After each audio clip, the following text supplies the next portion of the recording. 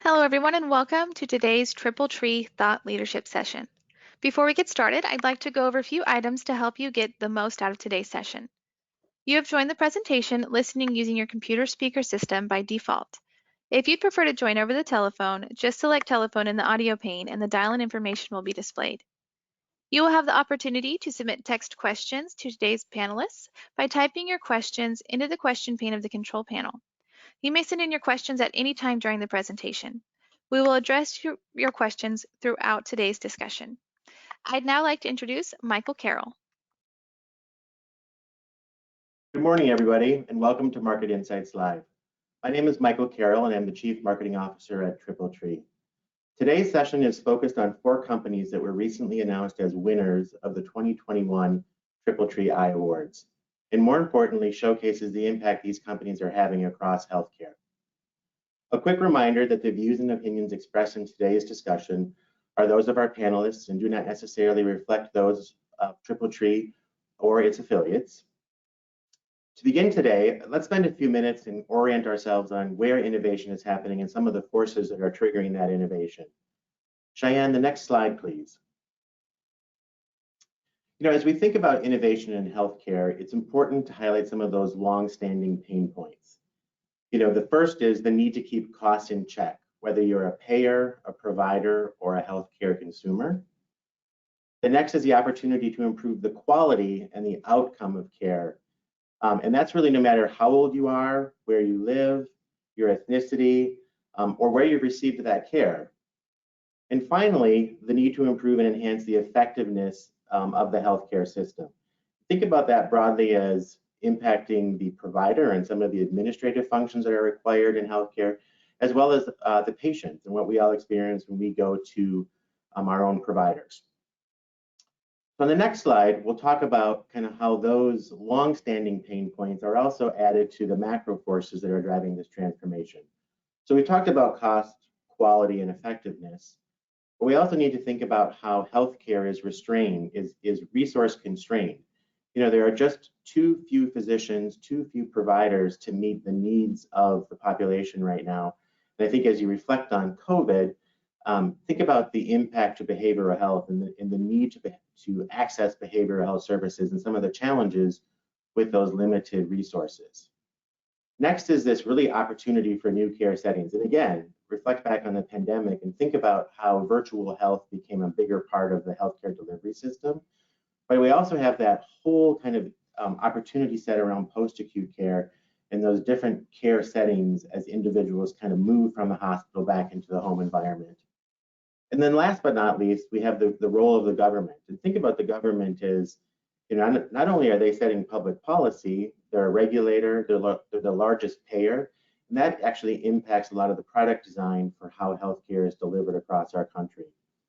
So again, as we go into today's conversation, we're fortunate that the winners of this year's iAwards program represent sectors across the entire care continuum. And so our group of panelists today will talk about their role in healthcare, which touches almost every aspect of that entire care continuum. So Cheyenne, the next slide, please. So again, we're fortunate to actually have today's panelists join us, and these 4 companies are joining a pretty august group of previous healthcare companies that have won the TripleTree iAwards. The names on this page represent companies that have created new care engagement platforms. They've created new price transparency solutions. They're impacting the financial aspects of healthcare delivery, and they're touching the senior population. So again, you think about those macro forces and the companies that we've highlighted in the past, and now these 4 companies, they're joining a really great group of organizations. And so to begin today, let me actually introduce our panelists who will share insights on their perspectives and their companies. First, I'd like to introduce Chris Cronin, who's the CEO of Mobi. Chris oversees combining data science with a novel one-to-one whole person approach that helps people achieve better health outcomes while reducing the time and resources required for their care. Chris, it's great to have another Minnesota healthcare leader on the phone today, so thanks for joining us. Thank you, Michael. Next, I'll introduce Gina Kim, who's the Chief Product Officer at Cohere Health. In her role, Gina oversees product management, product design, analytics, and marketing. She has over a decade of product management experience in the healthcare technology space, with prior roles at organizations like Haven, Kairos, Verily, and Castlight. Gina, thanks for joining us today. Thanks for having me. Next, I'll introduce Mark Redless, who's the CEO of Tritium. Tritium is a digital behavioral health ecosystem company.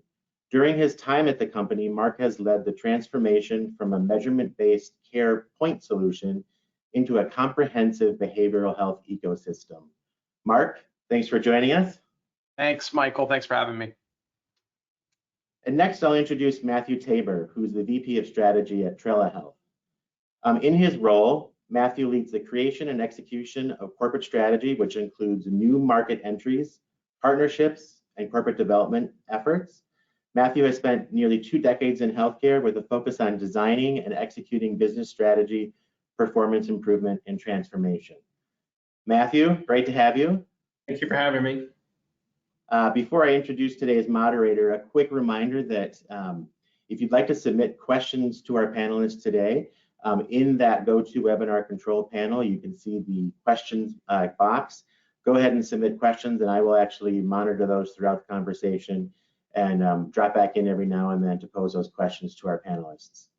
And finally, to get things going today, I'll introduce my colleague, Ryan Engel, who is a partner at TT Capital Partners. Ryan, take it away. Thank you, Michael, and thank you all for participating in today's Market Insights Live discussion. We're really excited to have these 4 leaders at innovative companies. Congratulations to all the companies that were successful in winning our iAwards this year.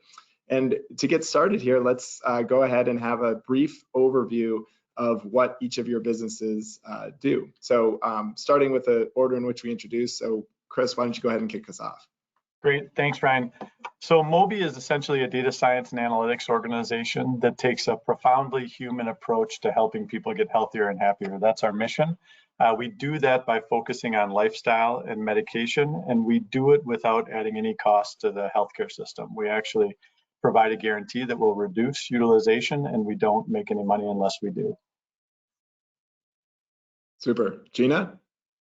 Great. At Cohere Health, we work with health plans to transform the utilization management process into true care management. And we do this by enabling a patient and a healthcare provider to find and adhere to a patient's optimal care path. And at the end of the day, this reduces administrative burden, both for the health plan as well as for the provider, decreases unnecessary medical expense, and improves clinical outcomes and patient experience.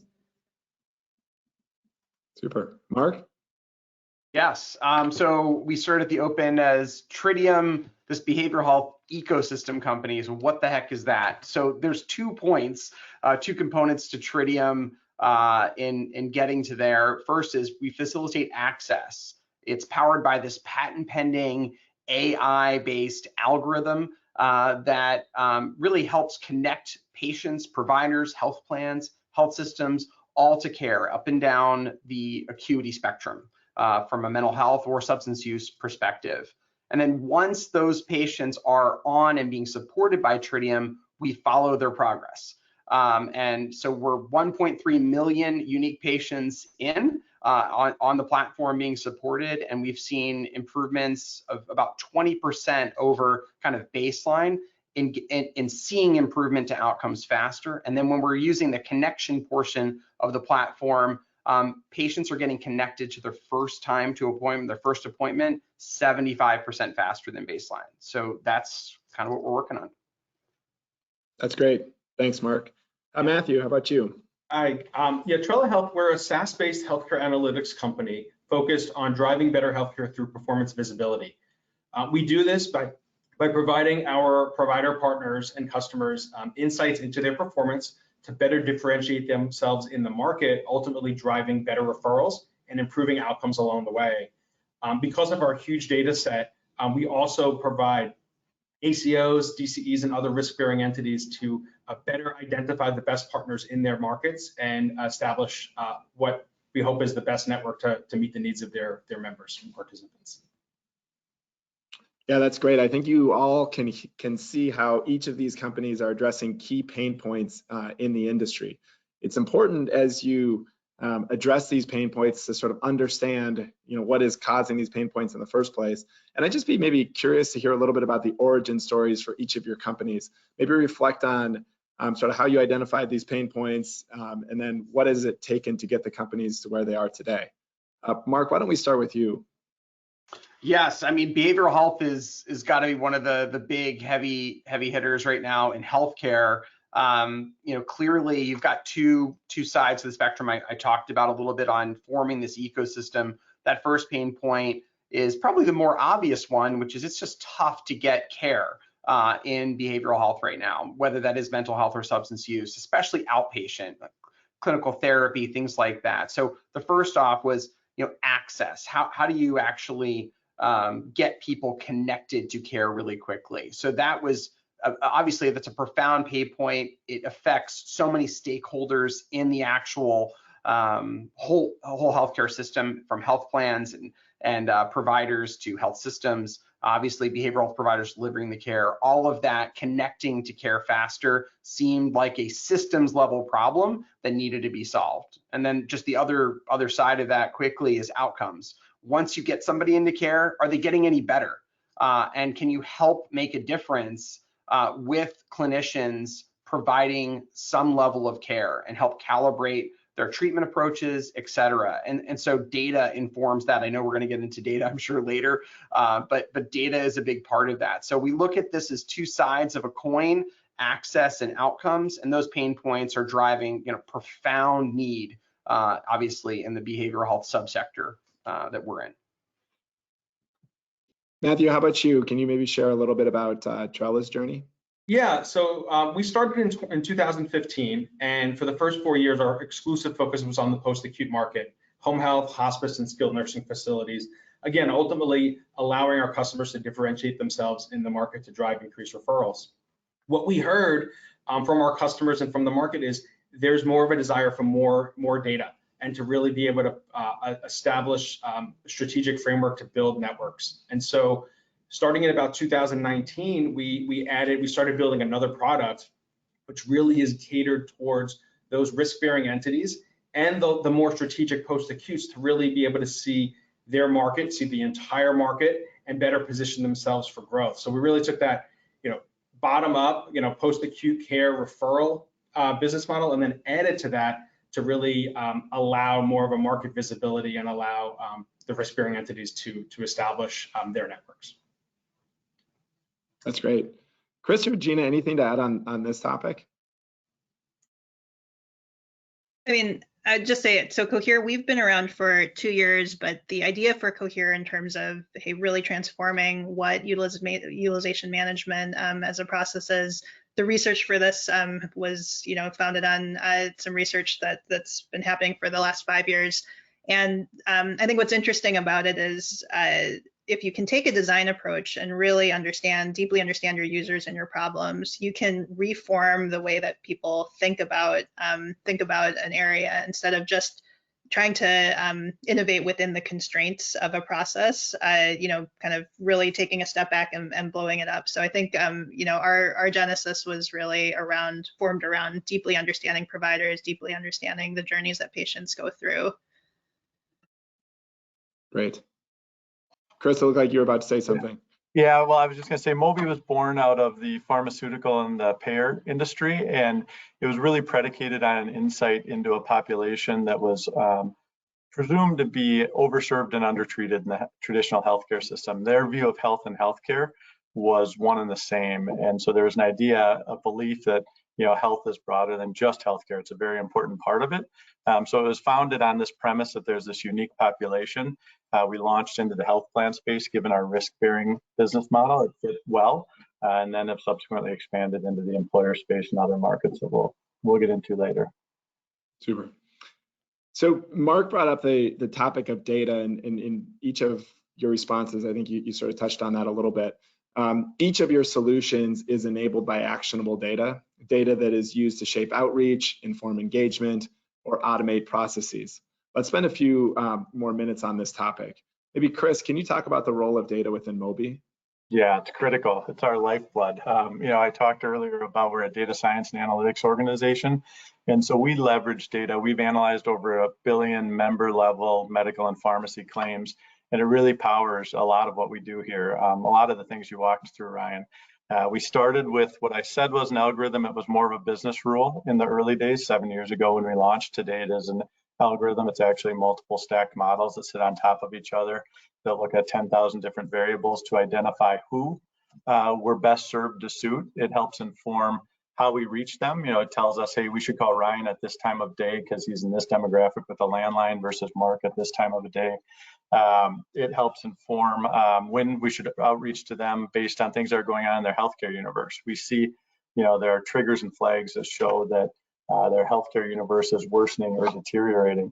And ultimately allows us to start to pave the path of what we're calling value-based wellness, where we can have empirical, objective evidence that says, yeah, these people are getting healthier and happier as expressed by a reduction in their healthcare utilization. So we use it across the continuum, and then we overlay it with a really human one-on-one approach, bespoke approach based on the individual participants' needs. So it's kind of both sides of the equation. We have heavily leveraged data, and then we take a very human approach to deliver our service.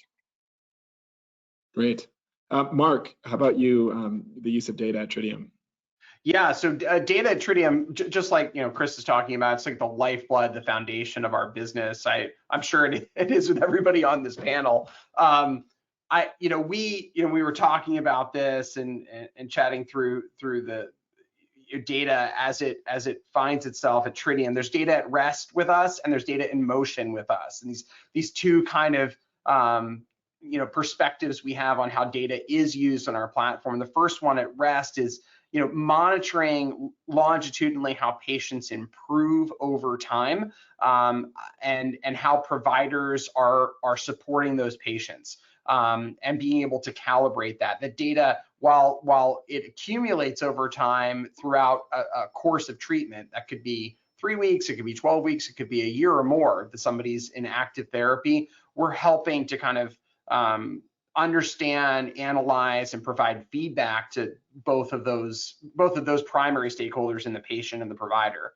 The data in motion part is kind of the really powerful part of our value proposition, which is all the connective tissue.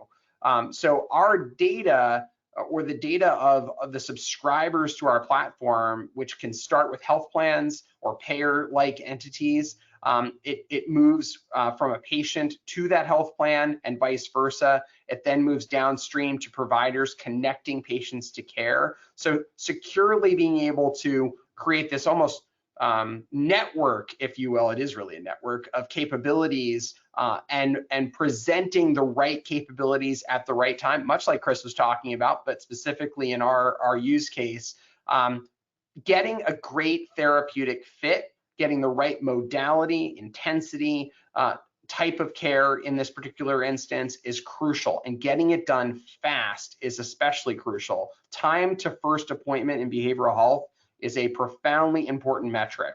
And if you see somebody within a day or two of saying you need help versus a month or two, you have tremendously different outcomes downstream as a result of that. So currency of that data is extremely important in this, and obviously it's powering everything we're doing right now. Yeah, I really liked how Chris talked about the need to combine the data with that human element, the human interaction layer. And then I also liked, Mark, how you reflected on kind of the speed to using that data, so taking it and turning that into actionable insights in a very timely manner. As a follow-up question for Gina and Matthew, I would imagine that there is a process to help your shareholders believe in and trust your data. How do you go about that process? And could you just give some wisdom for our listening audience, please? We'll start with you, Gina.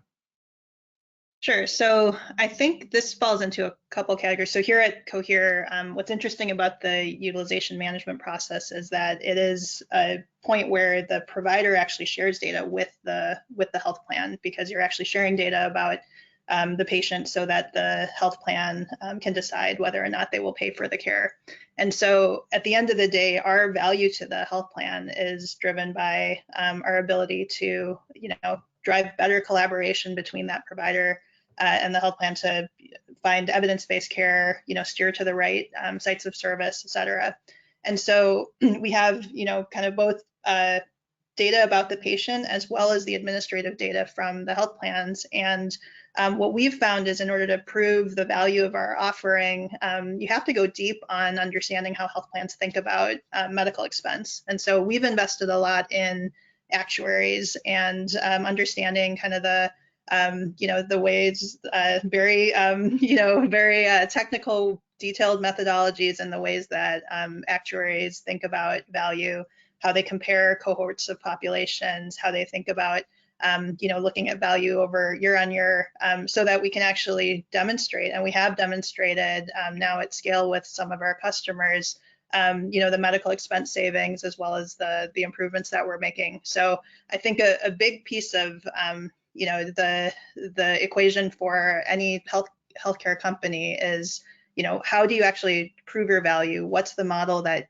you can use to do that? And then how do you, collaborate with your customers in order to have that credibility?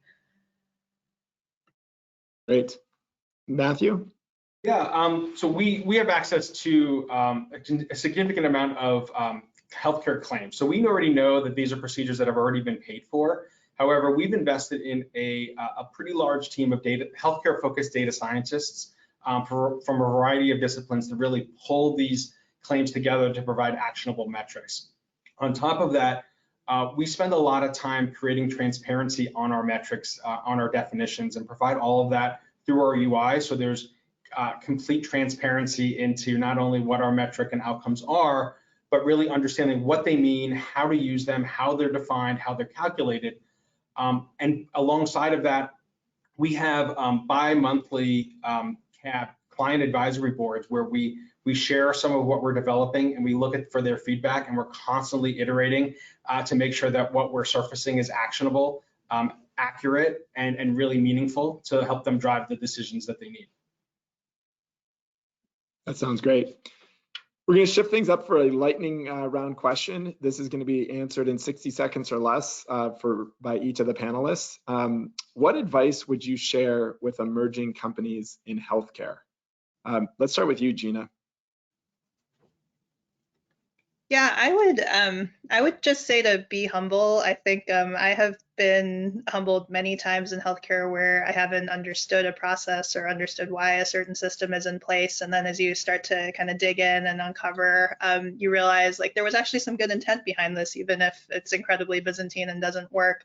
But I think that kind of reflects, if we're going to truly disrupt healthcare, you have to understand why the payment models are the way they are, why the systems are in place, why the processes are the way, and that the fact that there are a lot of people who are trying to make things work, whether at health plans, at providers.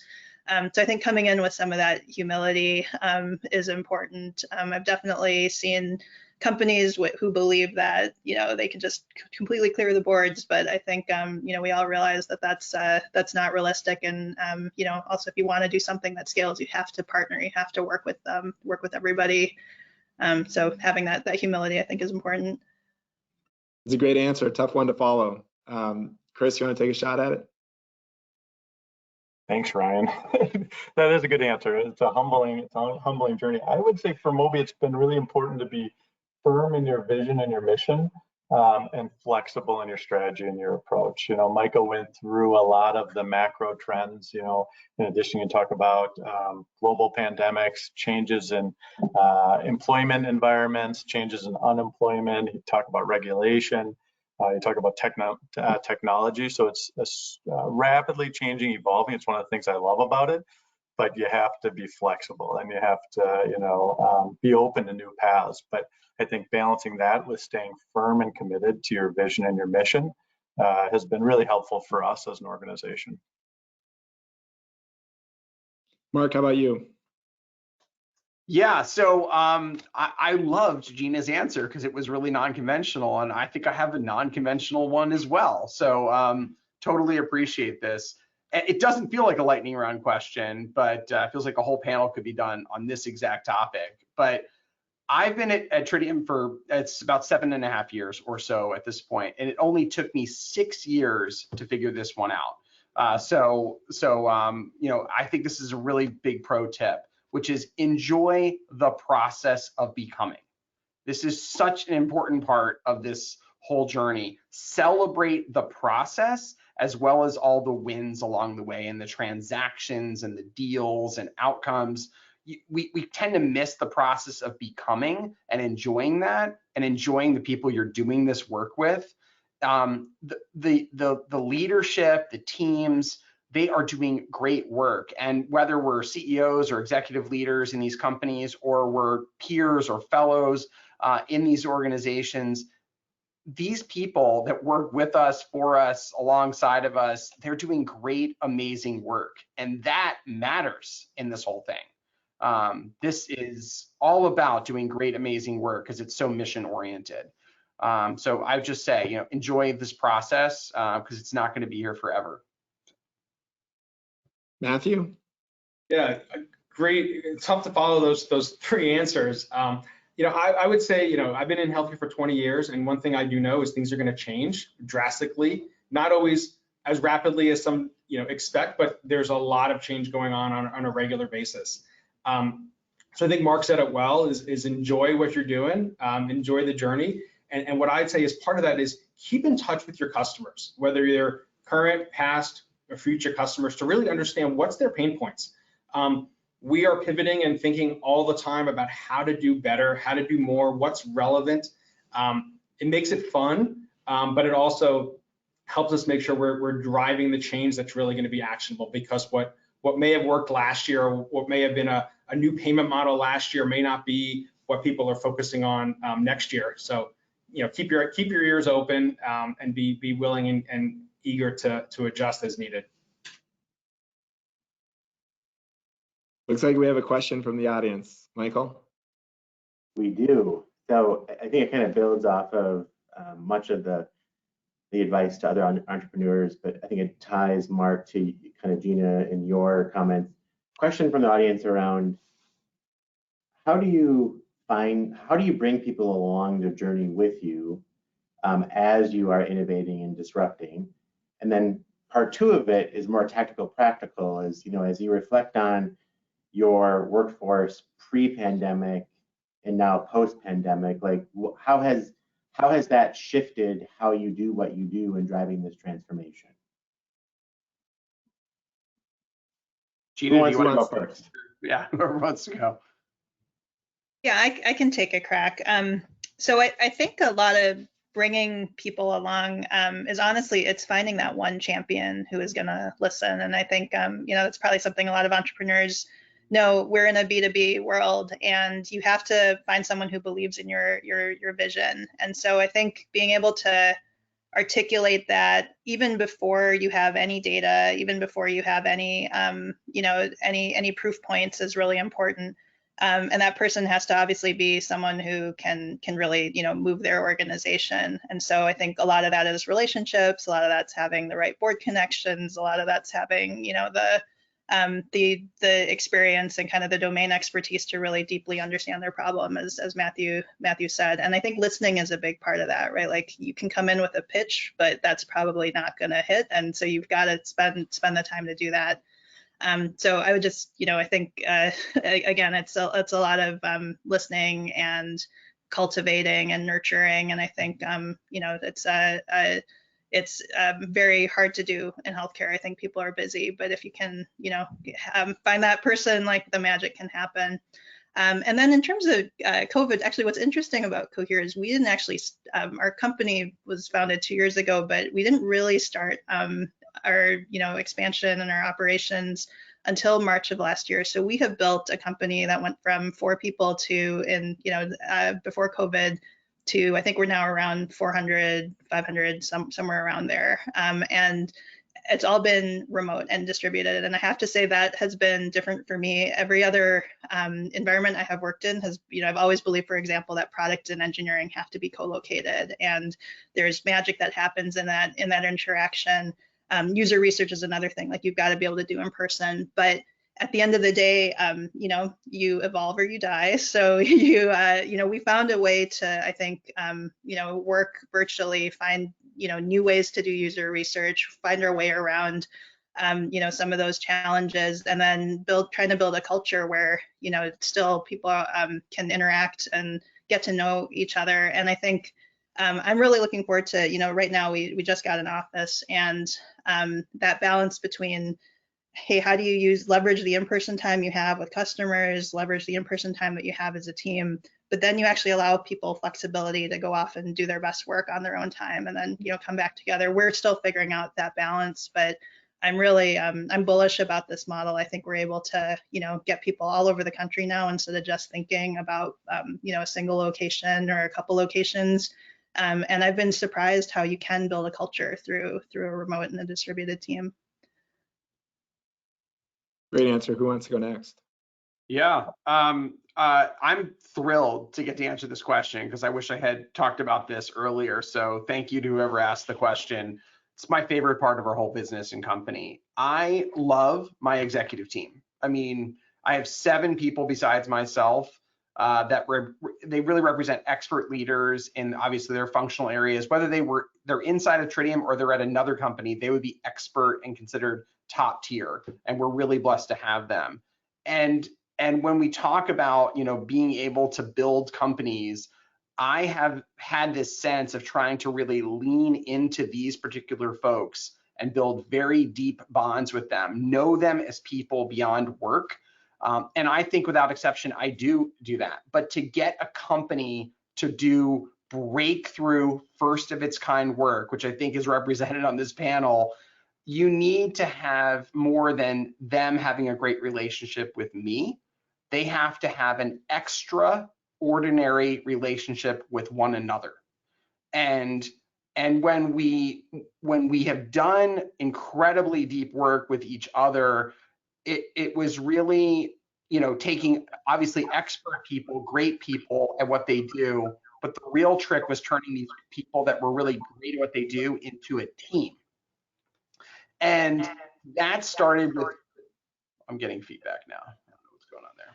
Can you hear the feedback? I'm hearing you just fine, Mark. Yeah, we're hearing you just fine. Okay, great. That starts with really vulnerability with each other. And we found that it's not just correlated, it's causal. So when we could actually just generate enough trust amongst the team to then have them be vulnerable with one another, then the trust momentum kind of built. And this is the only way I believe you can really scale a company into being a supernatural company.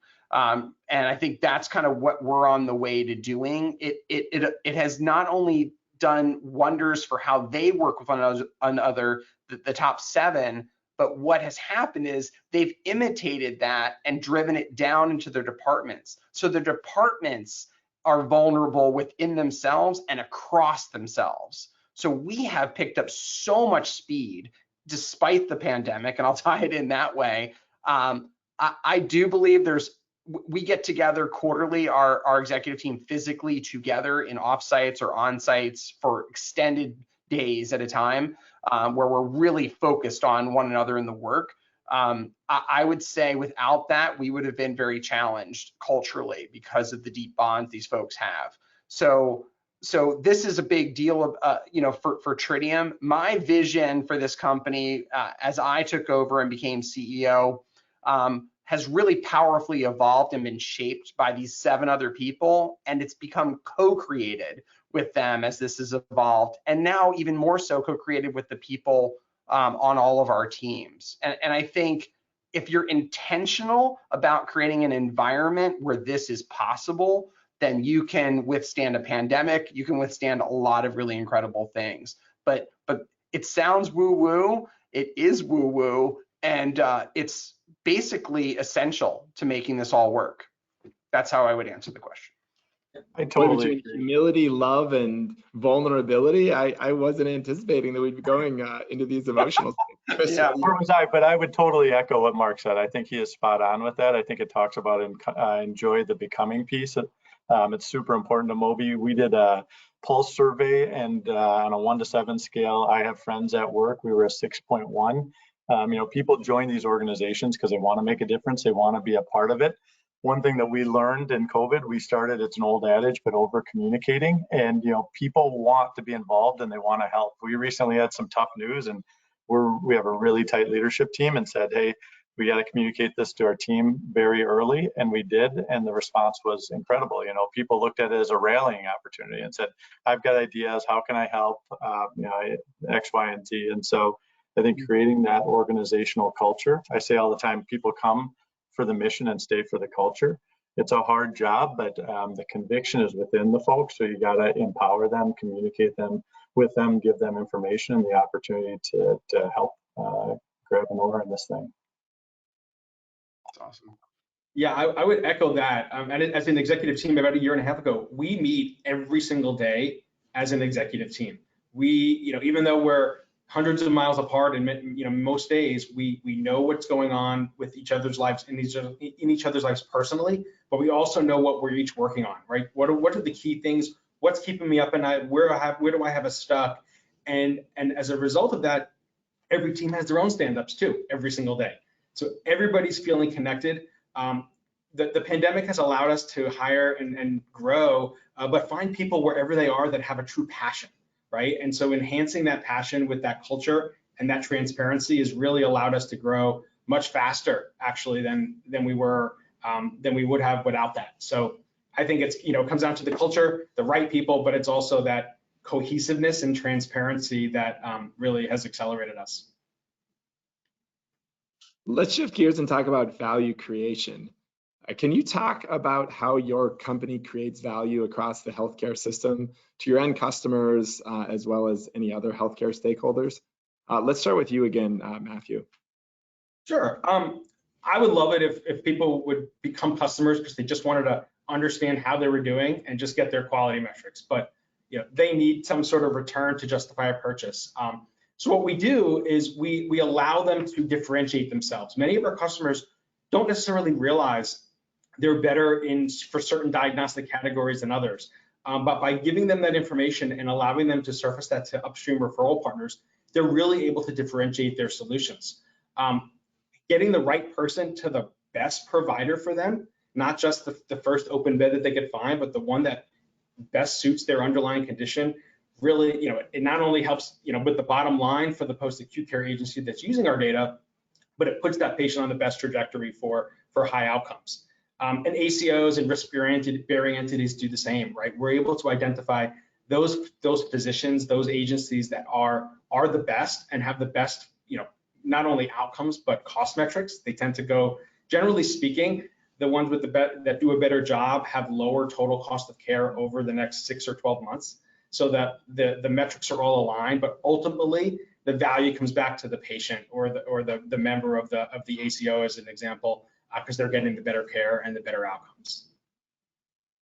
Gina, I'm assuming you have some similarities in terms of how Cohere creates value to what Matthew just described at Trella. Yeah, I would echo what Matthew said. I think, so for us, we serve the health plan, and at the end of the day, our, primary value and their economic buyer is around medical expense. But we are able to manage that medical expense using technology in a way that, also decreases administrative burden for the provider, provides a much better experience for them, increases collaboration, and then similarly, helps the patient understand the journey that they are going through.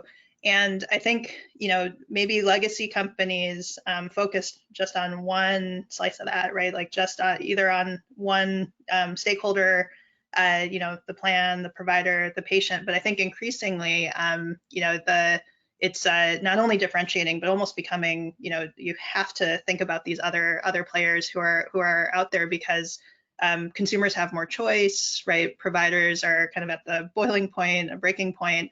And so I don't think it's almost feasible for a business to not take more of a customer-oriented approach. So for us, we really look for these win-win-wins, like how do you really help all three stakeholders, collaborate and drive value. But of course, you can't forget that bottom line. So that's, have to take care of that. But then, the icing on the cake or the cherry on top is really helping the patient and the provider. But I think you can only also do that if that's in your DNA. It's not something you can add on. It still has to be, kind of core to your philosophy and your approach. Mark? Yeah, for value creation for us, I think it's been a winding journey to figure out how to create really unique value in behavioral health, and I think we have hit upon it. And I think it starts with kind of the primacy of understanding who our actual primary customer is, but the relationship of everybody else in this behavioral healthcare ecosystem. And so health plans or payer or risk-bearing entity, payer-like entities are our primary customer. And they have their own set of kind of needs and drivers. But ironically, providers for us are our currency. So providers subscribe and use our product and are connected to us, but they help deliver the full sum of the value proposition to the health plans powered on Tritium. So when you think about what health plans are trying to solve for, they're trying to obviously lower their total cost of care expense or their total medical loss ratio in this particular case. To do that, one of the lowest cost ways to do that is to pull on the behavioral health care lever. But it's very, very difficult to get members in their cases, which become patients in everybody else's cases, seen rapidly and then effectively show demonstrable improvement, not just from a personal perspective, but also from how it affects the bottom line in those plans. So what we really figured out was by cobbling together and now powering, it was in the beginning cobbling and now it's powering an ecosystem, we bring this kind of asset portfolio of capabilities to the plan and solve the problem that is, how do we get one of our members connected to somebody downstream rapidly? And then how do we know if they're actually having any impact on them? That is the value proposition in its most basic form, and that informs a whole ton of comorbid positive impacts as we see progress going forward. So that's how we think about it. Chris, anything to add from Obi's perspective? I would pick up where Gina ended. We start with the participant or the patient. No one wants to be unhealthy, but with the proliferation of information coming at people, that they don't know, what is their personal path to get healthy, right? We say that your body doesn't come with an instruction manual. And so we start there. As you move upstream, you think about the employer. They invest a ton in the health and wellness and the development of their employees. We did a survey with 200 employers, and 60% of them said that they're going to rely on anecdotes to assess the effectiveness of their health and wellness programs. And so we provide empirical evidence through our financial guarantee that people will get healthier and happier. This population that we serve is in and out of the doctor's office every other week, filling up a prescription every week. So it's frustrating for the doctors as well and the providers, because they can't, exactly figure out how to help these people. And then ultimately, as Mark said, the plan's focused on reducing utilization, and that's the value that we create with the health plan. That's great. Those are all great answers. For the final topic of today, let's talk about market momentum. The healthcare industry is often criticized for being years behind other industries such as retail or financial services in terms of user experience and engagement. As you think about your solutions, why is now the right time for you each to do what you're doing? Are you driving the necessary industry change, or are you supporting a change that's already underway? What types of obstacles did you face, and how did you overcome them? Gina, why don't we start with you? Yeah, I would say we are riding a wave of momentum around prior auth. I think this is the top of the AMA's list in terms of key problems for their members, and there's also been a lot of legislative activity both at the federal and the state level around prior auth. So I do think kind of it's an issue whose time has come, and that's incredibly important. I think if you look at a lot of the adoption in healthcare, it's been driven by MACRA, it's been driven by the legislative, pushes. It creates opportunity, but it also creates a lot of complexity. And so that's something which I think is really interesting. If you look at some of the prior auth legislation right now, for example, some of it I actually think is going to drive, unfortunately, a worse experience for patients, right? As well-intentioned as it is, it's written in a way that doesn't allow a lot of flexibility and doesn't, leverage the best technology or modern technology. And so I think, as I look at kind of is this the right time? Absolutely the right time. And it's great to have that kind of tailwind. And I think that's really important in healthcare. It's the thing that gets, both health systems and health plans to sit up and take notice and actually, put some money behind transformation efforts. So we welcome that, and we are looking forward to kind of seeing how this evolves. Chris? As we think about the health plan space, we've seen a proliferation of, and Mark talked a bit about these risk-bearing entities, these ACOs, these value-based arrangements. I recently had a health plan tell me that they expect 80 to 90% of their members to be under a value-based arrangement, which certainly can create some headwinds for our business, but it also creates some opportunities because you've got these risk-bearing entities that are being forced to take risk, and they're looking for people that can help with member-level analytics, can help with engagement, can help with lifestyle management outside of the clinic or outside of the provider's office, and they're looking for risk-bearing vehicles. And those are the 4 things that we do. So for us, it's actually created an opportunity.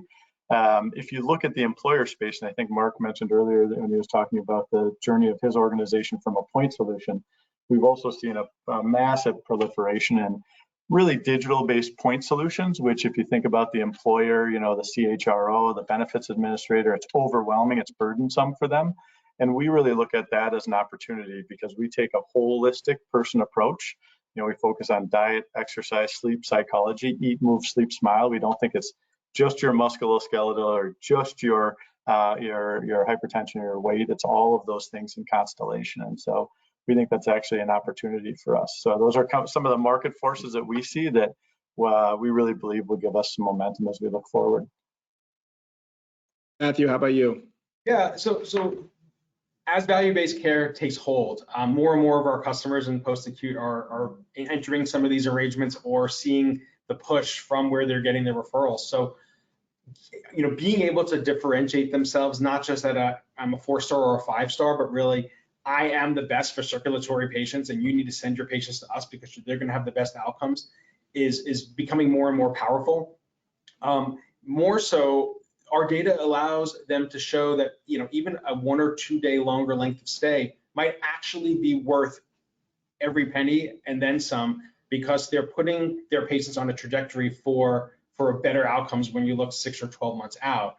One thing we're seeing is a number of our customers that typically or historically had bought our solution to understand how to generate more referrals are now looking at our more strategic platform to understand where they should be sending patients after they even get discharged. Think about a skilled nursing facility.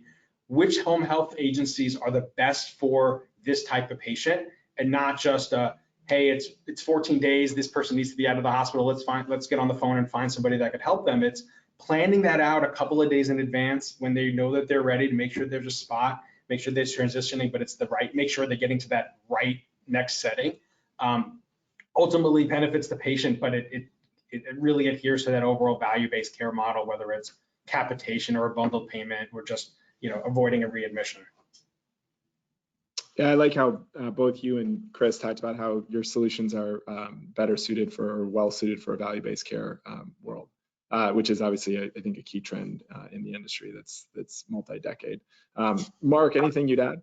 Yeah, I was going to say, if I could add, obviously tailwinds, I think, are largely being supported in our area or in our segment due to really the profound kind of destigmatization of mental health, right? I mean, there's way more demand than there is supply. That was in one of the opening slides from TripleTree, showing kind of that really imbalance there.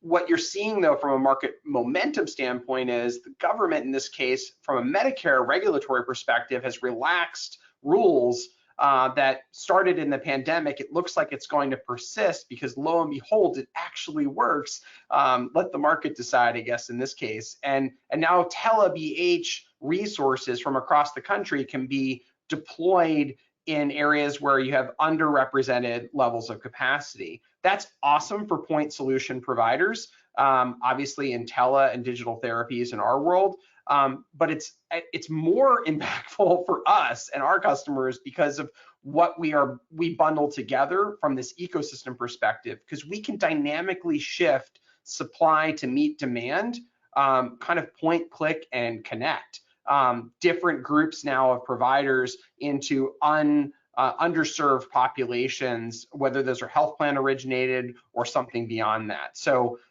I mean, this is an exciting time to be at Tritium due to the fact that we're technologically enabling, where the market momentum is going. So it's something else to see right now. With our remaining time, let's do one final lightning round question. And this has to do with putting a lens into the future, which is, if you were to wave your magic wand, what's the one thing needed to change to help facilitate your company's next round of innovation? Mark, let's start with you. Yeah, so we both benefit from and have a material impact on this magical wand moment, which is value-based care in behavioral health. Mm-hmm. So let's subdivide it out for a second. This is not a historically prevalent perspective that plans and provider groups have had. This has been more of an at-odds arrangement with providers being categorically underpaid in treatment and care for patients, given the overall and outsized impact they can have on total cost of care and medical loss ratio and the like. So to move providers who have historically done kind of their own thing and been professionals from that perspective, it's been kind of, what's the quality of me as a provider? By enabling data in the midst of actually driving a clinical approach that's measurement based, we create a fundamental foundation to how value-based care can actually exist in behavioral health care. Because if you can measure it, then you can generate value-based contracts on it. And up until now, that's just not been a reality. But we are now on the precipice of that. Great. Matthew?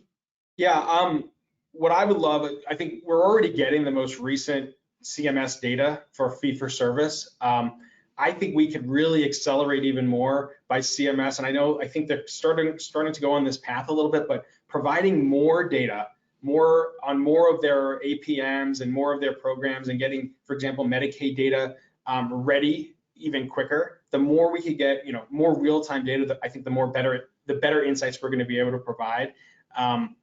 They're on a journey, but it's going to take some time. But I think we're ready, and we're excited to get more data and more lenses or on different to help different comorbidities and different diagnostic categories, and specifically around the APM. So I think it's around data could really accelerate us even more.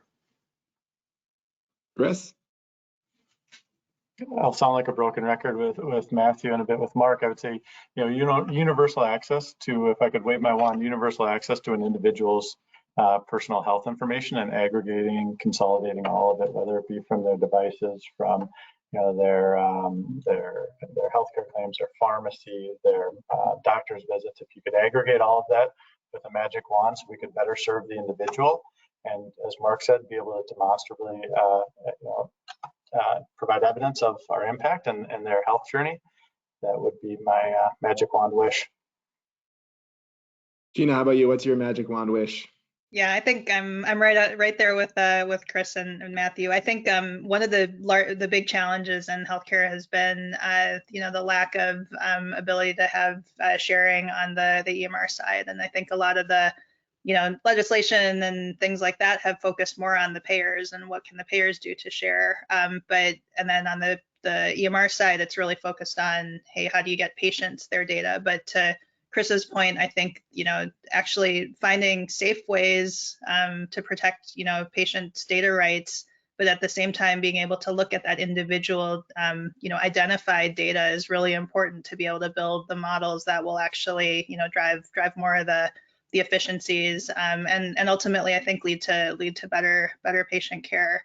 It's a challenge because EMRs are it's still on-prem in many health systems, and you have a lack of kind of standards still, as much as FHIR and others are pushing. So I think that's definitely a magic wand thing, but I also think there's more momentum behind this than ever, and I think it's something that I'm really excited about, to see that evolution. Well, those are all super answers to that question. And really, I think we had a great dialogue throughout. So I appreciate the panelists attending. I appreciate you sharing the insights. Congratulations once again on being a TripleTree iAwards winner. And with that, I'll turn it back to Michael. Thanks, Ryan, and thanks to the panelists. The great news is you preempted one of the questions around data, so thanks for doing that. And I'll just add my thank you to Chris, Gina, Mark, and Matthew, and congrats on winning the iAwards. With that, that concludes today's Market Insights Live panel discussion. Our next session is scheduled for Tuesday, December 14th, and will be focused on the trends impacting the physician practice management sector. A reminder that you can view the replay of today's Market Insights Live session on the Strategic Insights section of TripleTree's website, and you can also listen to a podcast on your favorite podcast outlet. Thanks again for joining us today. Have a great day, and we will see you in December.